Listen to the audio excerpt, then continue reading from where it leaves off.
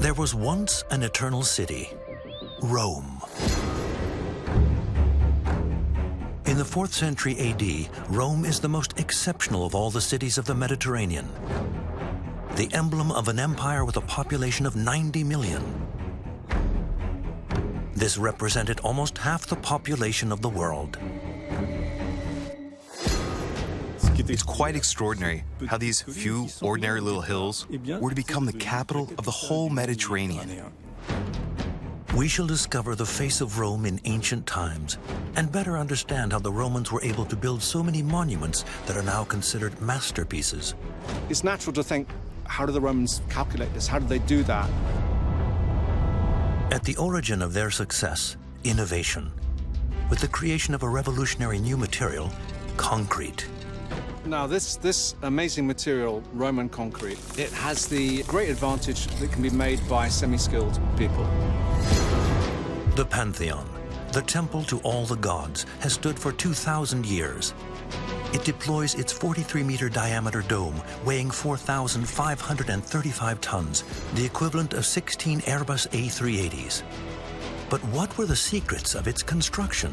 Its architecture is extraordinary. No such thing had ever been seen before in antiquity. The Pantheon is about the absolute maximum they ever got to. They never did a vault any bigger than that. Architectural innovations went hand in hand with marvels of engineering. It's at the Colosseum, the most visited monument in Italy, that they start to go underground. There were a multitude of passages and 28 lifts for animals. One can only imagine what truly grand spectacles the games at the Colosseum were. And the spectators were even sheltered from the sun by a giant awning 50 meters high that covered an oval of 500 meters. Another surprise, the Colosseum was built on the ruins of a fabulous palace, the Domus Aurea, which had been Nero's palace. Its 200 rooms, a lake, and gardens covered a quarter of the city. The construction of the Domus Aurea was an extraordinary project. He wanted to amaze and impress, and he wanted great technical feats. It was a high-tech house of its day. How, with the techniques of the time, were the Romans able to create this amazing revolving dining room perched atop a 12-meter-high tower so guests could enjoy an ever-changing view? Or build the largest wall in the Western world? And build, in their tens of thousands, the first apartment buildings over 6 stories high? And they have buildings like modern apartment blocks. This is Rome, with its impressive past, ready now to reveal the secrets of its construction. It's colossal, a true megapolis. Rome, as it's never been seen before.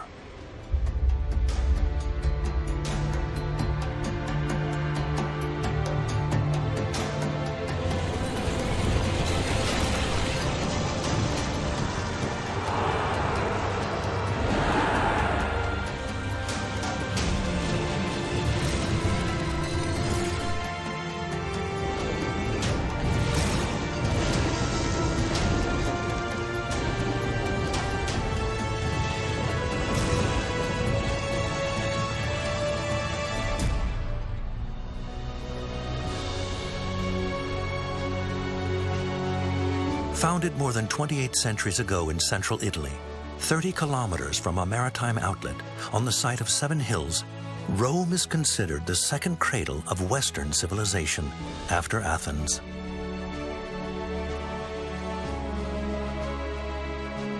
The most populous city in Italy today has 4,300,000 inhabitants within its urban area. Rome is also the 3rd most visited city in the world, with more than 10 million foreign visitors every year. On the one hand, because it's the only city in the world to contain within it a state, the Vatican City-State subject to the authority of the Pope, that attracts Christians of all nations. But also because of the city's own archaeological heritage, grandiose. Here, there are so many ancient monuments, all of them both artistic and technical achievements. How, one wonders, did the Romans accomplish such feats?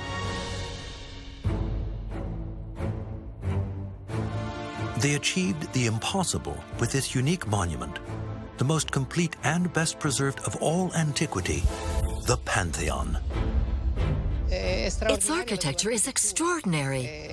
No such thing had ever been seen before in antiquity. A gigantic environment in which space and light dominated, with this circular shape, completely original, which was then copied in so many Renaissance buildings. Situated on the Piazza della Rotonda, in the historic heart of Rome, the Pantheon reflects a desire to welcome all the religions of the empire, gathering all their gods in one great temple. It is topped by a dome 43 meters in diameter and weighing 4,535 tons, the largest in the entire Roman Empire. It is destined to be a model of architectural perfection. The Pantheon has been standing for more than 2,000 years. It all starts with a novel plan. The temple, in two parts, reconciles two types of construction, two different forms. One rectangular and the other circular. This has never been seen before. What's striking about the Pantheon is that it's an architectural feat created to provoke surprise.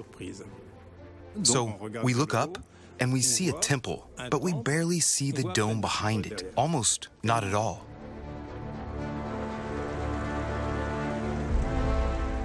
We're already struck by the monumentality of the columns, which are monolithic columns made of a single block. 11 meters for each barrel. That's 42 tons or so.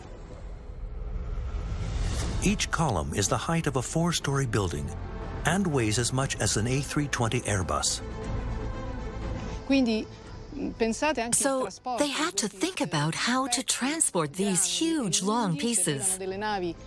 They needed ships that could transport them from Egypt to Ostia. We know from Egyptian hieroglyphics and other ancient texts that the Romans could build ships capable of carrying loads of over 100 tons.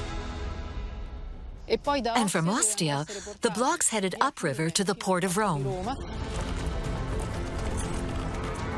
Once mounted on a wooden sled, the column was towed along. It must have taken 10 teams of 20 oxen to haul the column to the foot of the Pantheon. When we look at things like these columns,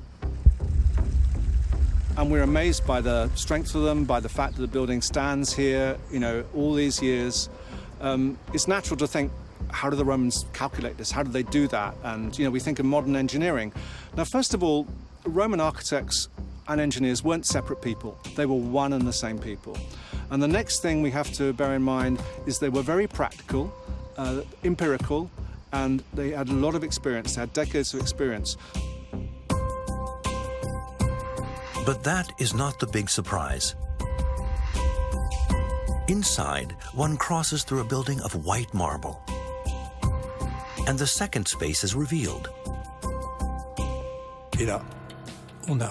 And one is under this huge dome, which is actually a complete sphere, since the height of the lower half is equal to the radius of the dome above, 43 meters. Never has a dome of this size been built in the history of the world, in the history of mankind, until the invention of reinforced concrete. It's the largest dome in the world. And there are no pillars. This is an entirely new type of construction. Incredibly, they managed to build it without any support. You have to stand right in the center of it to see how the Roman builders had the idea to use the volume of a sphere and thus to create a whole new form. Just how did the Romans develop such a skill? By using a revolutionary new material, concrete. Concrete definitely represents a revolution in Roman constructions. First of all, in terms of its composition, Roman concrete is a mixture of lime, sand, water, of course, aggregates. Basically, it's modern concrete. Now, this amazing material, Roman concrete, it has the great advantage that it can be made by semi-skilled people. What's more, the Romans discovered that when they added to this lime mixture some puzzolana, which is a type of volcanic stone, or some tile, that is, fragments of crushed tiles or bricks, there was a chemical reaction between the lime and the puzzolana, or the tile, that caused the stone to become stronger and more waterproof, the more that water was added to it.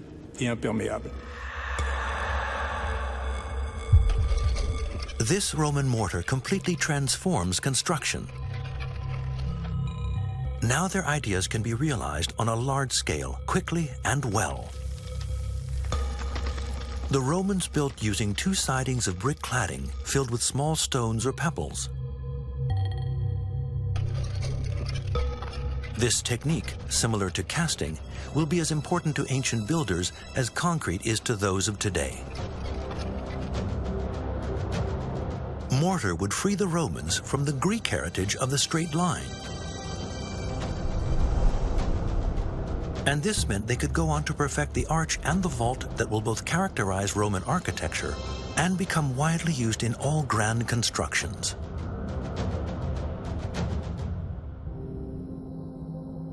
The design of the Pantheon is especially innovative, particularly because of its circular form, and not only for its shape, its plan, but also and above all for its roof, this extraordinary dome which holds up all on its own.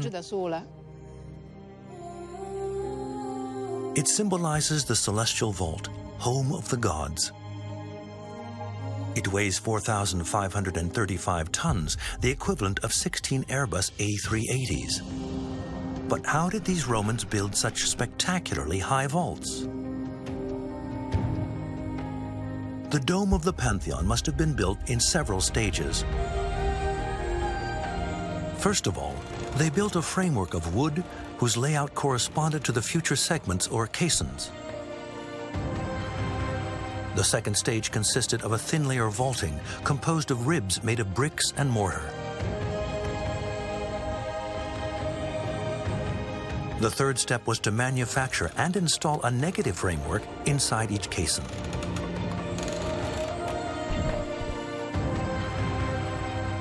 Then they merely had to fill in the concrete in bulk, thus revealing the result without all its framework. The dome has 140 caissons. The cells have been deliberately offset to increase the effect of perspective on the visitor and add to the height of the temple, making it even more impressive. After hardening, the concrete poured into the box mold formed a very solid base.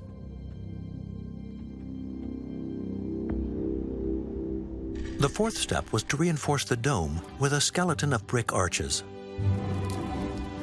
The higher it rises, the lighter is the mortar, incorporating more puzzolana, the abundant volcanic stone that's as light as pumice. The dome will be covered with concrete. It's a construction principle that allows the load borne by the outer part of the vault to overhang it and transmit the pressure back to the lateral pillars. Then they covered the building with a skin of marble or stucco veneer inside and tiles on the outside. I wouldn't say you could call much of their architecture beautiful or refined. Words like pretty, no. I mean, they're solid, chunky, businesslike, sensible. The daylight is used with theatrical skill by the central opening at the summit, an oculus or eye nearly 9 meters in diameter. The light follows the course of the sun, giving the impression that the dome rotates to the rhythm of time, seeking perhaps to restore the divine mystery. And that's what makes the Pantheon unique. You enter the Pantheon and you see this gigantic space with this light coming from above.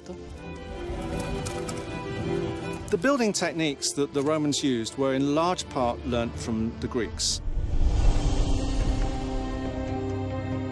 but with some very key differences.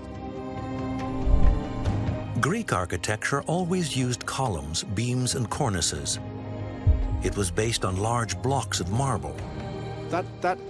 It's a kind of different way of thinking. Now, the Romans have adopted a completely different principle, which is of how you take small pieces, not these large bits of marble. So you have bits of brick, fist-shaped size bits of stone of various kinds, and you mix it together in a medium that is the, if you like, the glue.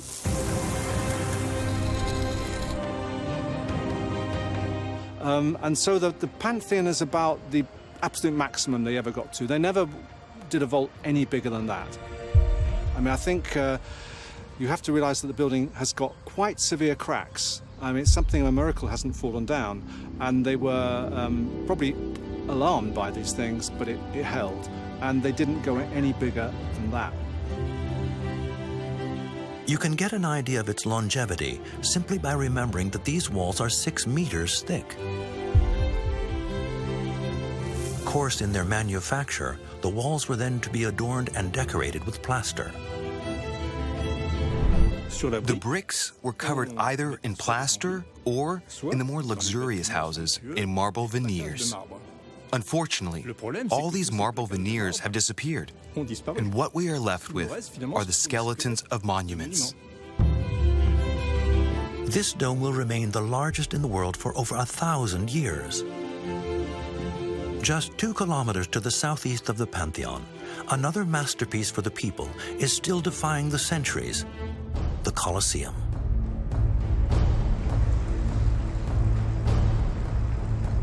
The Colosseum is the emblem of an eternal Rome and a unique testimony to the techniques and the modernity of the Roman builders.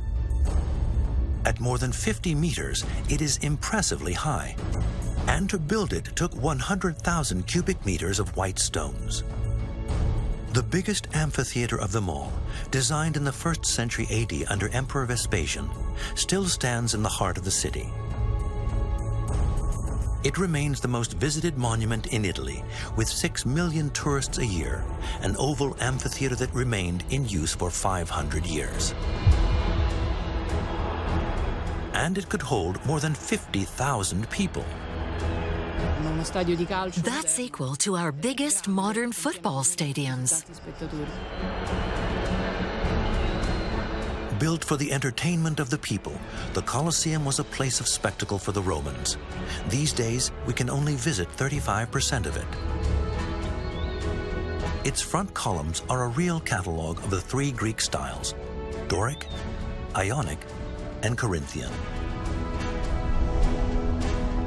The Colosseum took 8 years to build, with another 2 years for the finishing touches. So how did the Romans manage to build a monument like this in such a short time?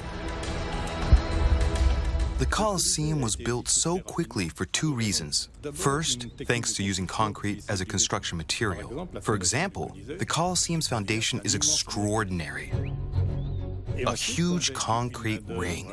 And then there was the large and low-paid workforce. Price was a factor in all that. And the result is gigantic constructions built in relatively short time. From the latest archaeological excavations, we know that the Romans had envisaged a system of pipes under the Colosseum that both brought in and evacuated a large quantity of water, several thousand cubic meters. This water would later be used for the spectacles. Once the pipes had all been laid, the foundations were set in place. They are gigantic foundations that are like a kind of ring on which the structure then sits. It's incredible, a huge concrete ring about 6 meters thick. On either side of the ring, we have found 2 brick walls 12 meters high by 3 meters wide, into which they poured concrete, cubic meter after cubic meter of concrete. Then, on an axis radiating from the center of the arena, the stone pillars were erected. Like the Greeks, the Romans used hoisting machines for their big constructions. The treatise on architecture by the famous Roman architect Vitruvius provides records of the loads lifted by these machines. Most texts had all got lost, right? And the only treatise on architecture, the only serious work we have, is just one by this architect Vitruvius. And so that's all this knowledge has been condensed down and come through this, and it's the single text. He may not even have been the greatest writer or the greatest architecture, but it's what we have. How do you lift a 1-ton load? We know that a fit man is capable of lifting an average of 67 kilos. So just by pulling, it would take 15 men to lift that ton, because the force exerted is equal to the weight of the load. If you add a pulley, the mass is halved. It takes only 7 men. If you then add a second pulley, the weight is divided by 4. So we can infer that it takes 4 men to lift a load of 1 ton. But then the hemp ropes had to be able to take the load. Vitruvius indicates that a rope 4 centimeters in diameter could support a load of 2 tons. At ground level, there were 76 numbered passages for ordinary spectators to enter by. The remaining 4 were reserved for the elite. On the upper level are 80 vaulted arches, all molded and identical. More than 50,000 spectators attended the shows. Engraved tokens were used as tickets. That means that when people arrived at the Colosseum, they had a token with a number on it for a particular entrance, not just anyone. They showed the number of the arcade, the staircase, the row of bleachers, and the seat. The Romans once or twice had experiences with riots and things in amphitheaters, so they were very aware of the need to be able to get people out of the building quickly. With its bleachers, its corridors, its stairs, and numerous entrances, the Colosseum was every bit as functional as our current stadiums, even in their security. First of all, because it's built on a hollow structure. So you have a whole sort of circulation system that is big and wide and efficient, and so it means that if there's trouble, you can get people out quickly and efficiently. 5 minutes was all it took to get all the audience out if there was an incident. The Colosseum is 188 meters long by 156 meters wide and more than 50 meters high. No other Roman amphitheater equals it in size.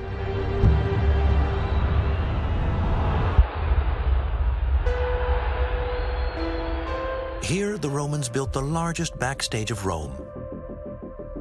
A complex of incredible galleries, hundreds of people in the shadows, elevators, gladiators, beasts, all took part in these amazing shows. And the people were all wild about these shows. Nothing at the time was so popular, with all the hunts and the fighting gladiators, of course. In the morning, it was men fighting against wild animals. They were up against lions, against tigers, against elephants, even against sea creatures. At midday, they took advantage of the animals being there to carry out some executions. The condemned were devoured by the animals, and this time they couldn't fight back. They were tied up and unarmed. And then in the afternoon, it was gladiator fights, which would of course end up in injury or death, but which always took place with a referee and in pairs, one gladiator versus another. The arena where this spectacle took place formed a giant stage 86 meters long by 54 meters wide and 4.5 meters high. The underground part of the Colosseum was divided by a main axis. We can still see from the network of galleries how the basement of the Colosseum is like a Swiss cheese, made up of passages and rooms for storing maintenance equipment. It was the backstage of the shows. The arena was covered with a layer of sand about 20 centimeters thick. It featured, in places, moving wooden plates designed to release from below a multitude of stage effects. It thrilled the crowd to see wild animals or gladiators appear as if out of nowhere. This wonder was made possible thanks to a few concealed lifts. In the underground part of the Colosseum, known as the Hypogea, were a warren of passages and 28 elevators for the animals. Each wooden cage measured 1.80 meters by 1.40 meters and was 1 meter high. It weighed 500 kilos and could support loads of up to 300 kilos. It took 8 men to hoist it to a height of 7 meters. The beasts would make their surprise appearance up a slope and into the arena. They might be lions, or panthers, or sometimes bears. Just imagine what a grand spectacle these games at the Colosseum were conceived as. Some of the spectacles depicted episodes from mythology in which somebody died. And the person who died was, unfortunately, someone who had been sentenced to death. Ingenious stage machinery meant the scenery seemed to emerge out of nowhere. These platforms would also hoist up fake mountains, rocks, and trees to suddenly create a whole scene in the arena out of nowhere. It was really a great show. They say that the Emperor Titus, famous for ordering 100 days of games in a row, sacrificed 5,000 wild animals on the day of the Colosseum's inauguration. To the east of the Colosseum stood the largest gladiator school in Rome. It was directly connected to the Colosseum by an underground tunnel. This prestigious school is called Ludus Magnus. Today, only a part of the arena that was used to train gladiators still stands, as well as a few rooms. It could accommodate 3,000 spectators. Around the arena, there are still 14 rooms to be seen. Presumably, they served as accommodation. The gladiators were either slaves or enlisted freemen. It was a rectangular building made of bricks 100 meters long by 180 wide. There is no doubt that to be present at the gladiators' training session was a privilege. They were as idolized as the football stars of today.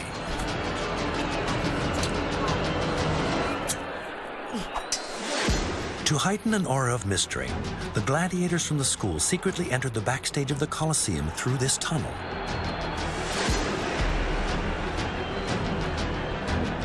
Ludus Magnus is just one example of the incredible number of infrastructures set up to ensure that the great shows of the Colosseum would work their magic.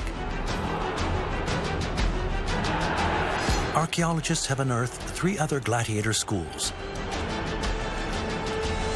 Also close to the Colosseum was a morgue, an armory, and the storage buildings for sets or stage machines for the battles.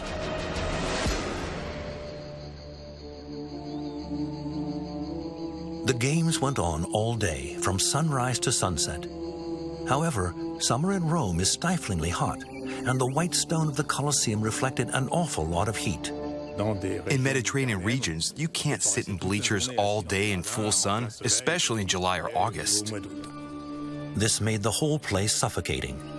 They had to quickly come up with a solution. The Romans came up with the solution of an impressively huge awning. The total surface area of this velum, as it was called, was 22,000 square meters, and it weighed 12 tons. It was operated by hundreds of men. Thanks to researchers, we can now present a reconstruction of this velum. How did the Romans manage to stretch a sunshade 50 meters high to cover a 500-meter oval? Well, first of all, there was a central ring of ropes, which was hoisted up with a system of ropes leading up to the top of the bleachers. Attached to pulleys, they were raised on a number of masts that encircled the whole arena. These small holes match to ones lower down, 2 meters from the summit. There are 240 of them. They served as a solid support for the 240 masts that passed through the holes and were erected all around the amphitheater. These masts were about 20 meters high, and they supported retractable awnings that left only a central ring uncovered. When there was a show on, all over this great spider's web were spread linen canvases. On the Colosseum, this was a big operation because it had to cover 22,000 meters squared. So, what with the weight of the canvases, the weight of the ropes, the pulleys and all that, that makes 12 tons. It's a huge thing, and maneuvered by at least one person per sector, i.e. 240 canvas sectors. That makes at least 240 people. Then, there were the officers who gave the orders, as well as the musicians who transmitted the orders, probably with trumpets or horns. And there were, most likely, at least 300 people up on top of the Colosseum to unfurl the vellum. The ropes were connected to winches outside, attached to mooring bollards. 5 of them are still there today. And the holes in them tell us just how the winches were attached to them. So there was a special team of sailors stationed at a barracks nearby. Sailors from the town of Miseno, where Rome's fleet was harbored. And these sailors were responsible for maneuvering the vellum, which had to be opened and closed as needed. It's a whole military operation to make everything unfold and be lifted into place at the same time. So these sailors were very experienced men. They had to lower those canvases in 3 or 4 minutes flat. That's really very fast. The canvases were colored, mainly in red, and the colors from them would play over the people in the crowd. Nothing was too beautiful when it came to showing off the power and wealth of Rome.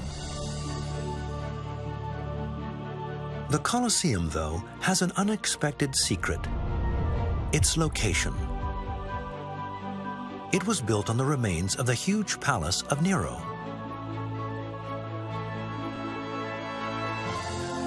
Nero wanted a place to live that was truly exceptional, one that only an emperor could aspire to: the Golden House, or in Latin, Domus Aurea.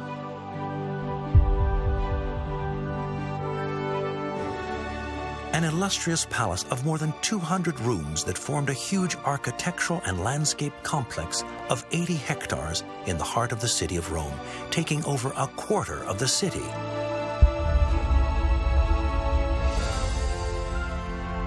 The building of the Domus Aurea was an extraordinary project.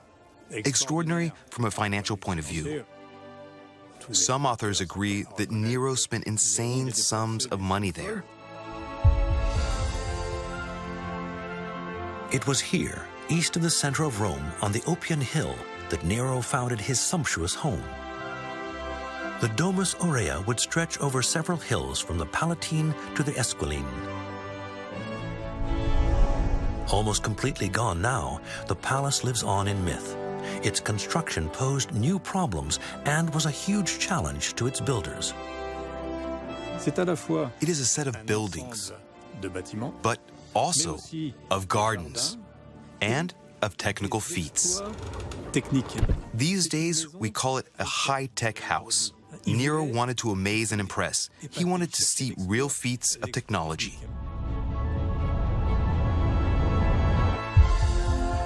The sacred way is widened and ascends to reach the vestibule, where stands a colossal statue of the emperor depicted as Apollo. At 35 meters high, the statue of Nero dominates Rome.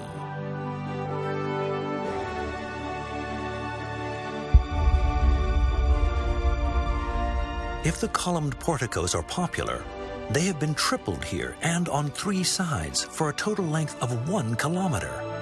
Everything here is supersized. The main facade faces south in order to bathe in sunlight all day long. Next, a visitor was treated to the site of this rectangular artificial lake, surrounded by service rooms, baths and monumental fountains that demanded huge amounts of water. Of course, a palace like the Domus Aurea needed a lot of water. Even the Stagnum, the lake that Nero built and that was later the site of the Colosseum, consumed vast amounts of it. At the time, at the end of the imperial era, there were 11 aqueducts that brought water to Rome, about 1 million cubic meters of it each day. Ancient Rome's 1 million inhabitants consumed about 1,000 liters of water per capita, which is a lot more than what we consume today. Currently, our average water consumption amounts to 150 liters of water per day per capita, almost 7 times less than the Romans of the 4th century AD. But you have to understand that water was used for a lot of things. Public toilets, for example, were constantly rinsed by flowing water. It was also used in public baths, which were huge consumers of water. Fountains were also fed continuously, without taps, so there was a perpetual flow of water. This is also one reason for Rome's high consumption of water. It was essential that the water consumption of this palace be regulated. The Romans had already exhausted all the springs and rivers in the area. They had to search further away from Rome now to find water. And it was 60 kilometers away that they found a source, and the construction of an aqueduct could begin. The water crossed the countryside underground before rising to the surface through a hidden pipe high up in the grand arches of the aqueduct. The aqueduct crossed the city to end up not far from Nero's palace. Here we discover the Oppius Pavilion, the best known of them all, with 240 square meters of remains. Built of bricks and Roman concrete with vaults, it reveals huge rooms more than 10 meters high, all of them for ceremonies and receptions.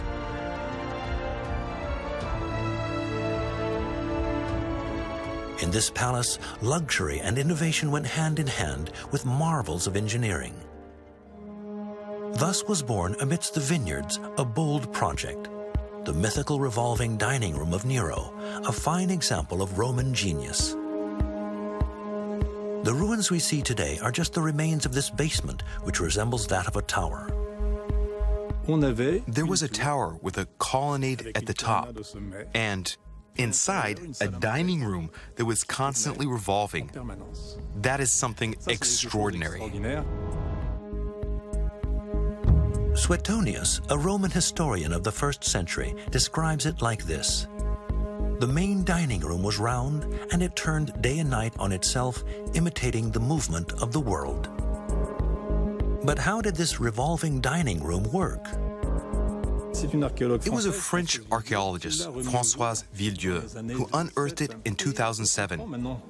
And we now understand how this revolving dining room was made, a 12-meter high tower, at the top of which is installed a turntable of about 12 meters in diameter. This means that it rotates continuously and slowly. A 3D representation of the building might show how it worked. Let's consider the 3 problems faced by the builders. First, there was the choice of a suitable architecture. Secondly, they had to invent a mechanism to ensure that the turntable rotated smoothly.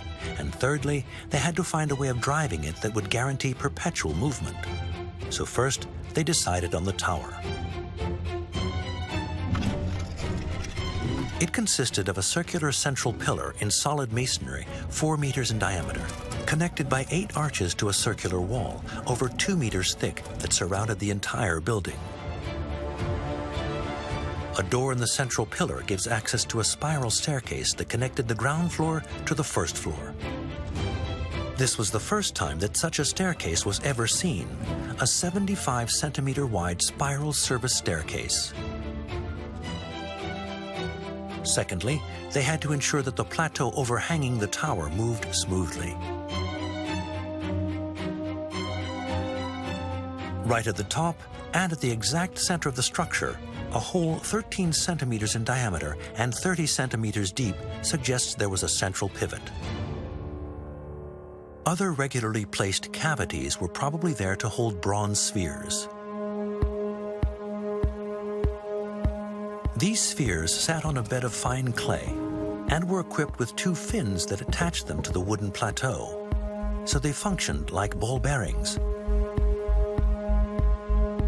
Then, what must have been a complex rotating moving floor adorned with precious wood had to be placed on them. Thirdly, they still had to come up with a driving force that would keep the whole thing turning steadily. The moving floor would be driven by a mechanism powered by a hydraulic wheel. A special branch of the Aqua Claudia aqueduct would channel the water to this great wheel that would transmit the force of that water to the mobile floor through transmission axes equipped with gears. The dining room revolved very slowly and probably took 2 hours to turn a complete circle, so diners could enjoy the changing view without getting dizzy. All these amazing amenities are what the Domus Aurea was all about. Not only an astonishing building in terms of its surface area, but also extraordinary in terms of its technical equipment. The incredible palace would be destroyed a few years after Nero's death. Its imperial monuments may well be sumptuous, but Roman architecture is characterized by its utility and its functionality, and defending the city was one of its primary purposes. Rome has preserved the remains of 2 walls. The oldest, the Servian Wall, and the largest wall in the west, the Aurelian Wall. The Servian Wall, built in the 6th century BC, was the first accomplishment.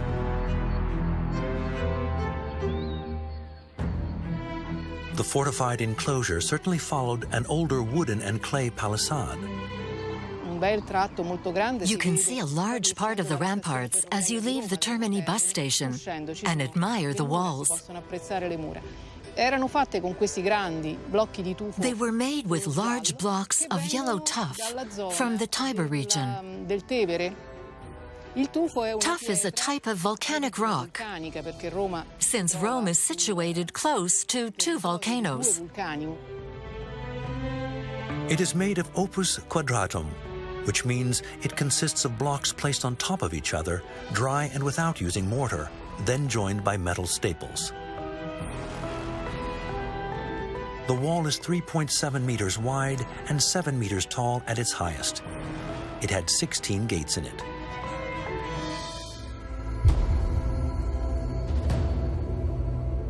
But in the 3rd century AD, the city expanded considerably, and Rome had to protect itself from barbarian invasions, which is why it built the greatest wall in the West.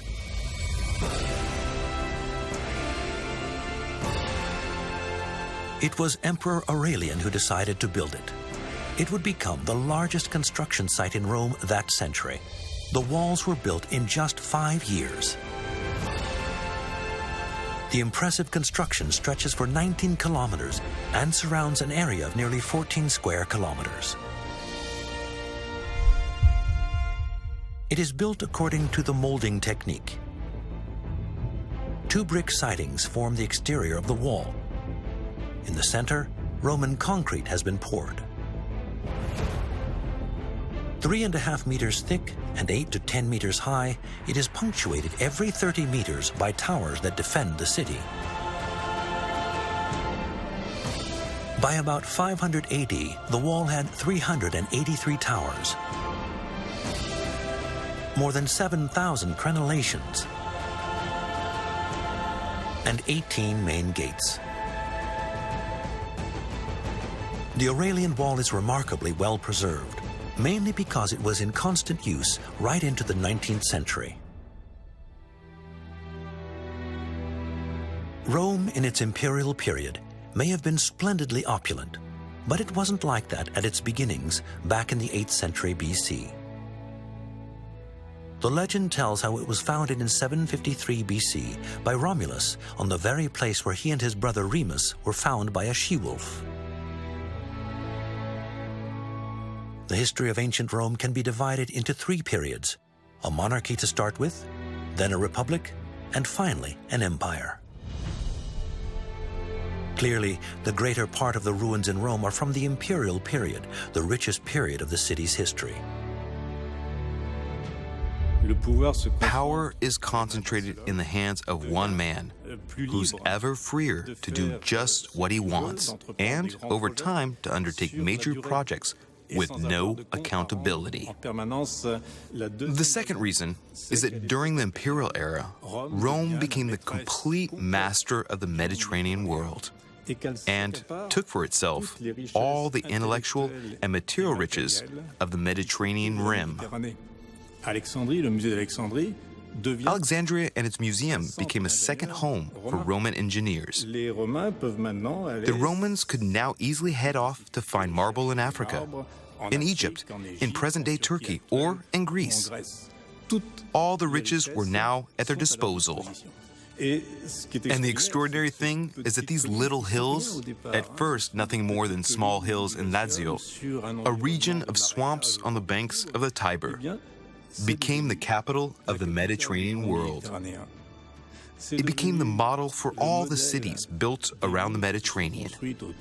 And that's why we can say that Rome is at the very least the cradle of Western urban civilization.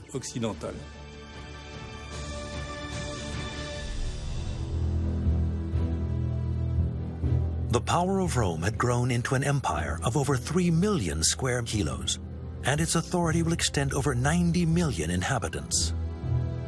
Rome is the most populated city of the ancient world. It's thought that in the 1st century AD, there were about 1 million inhabitants of Rome. That's a colossal number. It really is a megapolis. Think about the fact that Rome is 6 times smaller than Paris intramuros in surface area.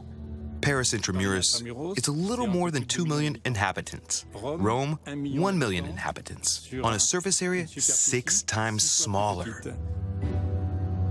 The population lives crammed into narrow, winding alleys. With everyone lacking space, Rome becomes gripped by a housing crisis. Well, that meant that to house all those people, you had to build upwards.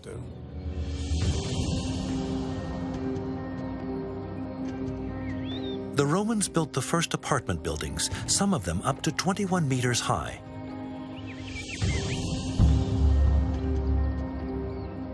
With 5, 6, or 7 floors, tens of thousands of them.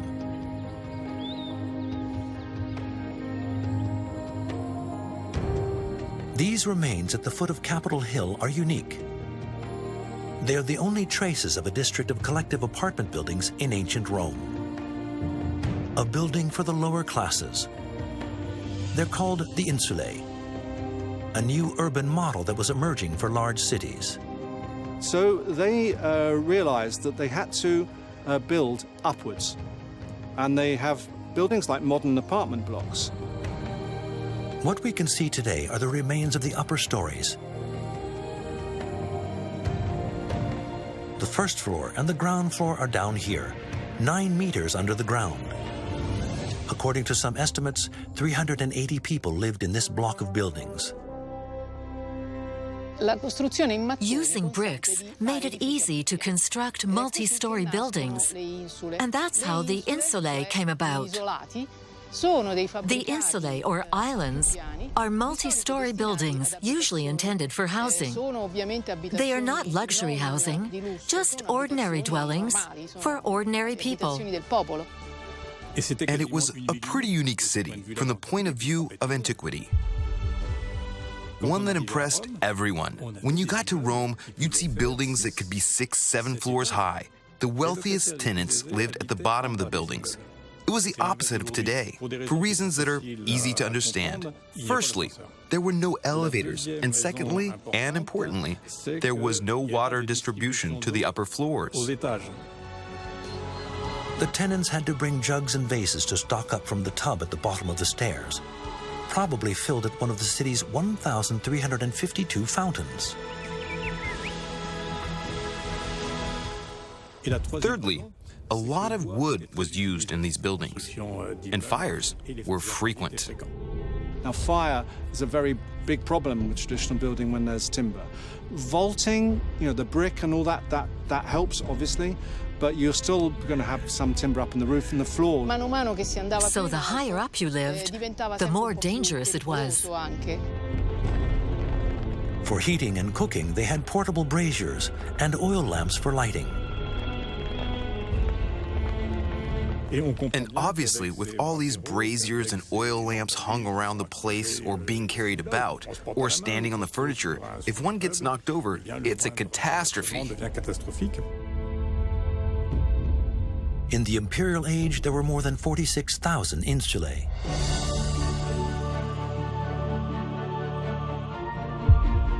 At the height of its imperial age, Rome covers 2,000 hectares, 20 kilometers squared.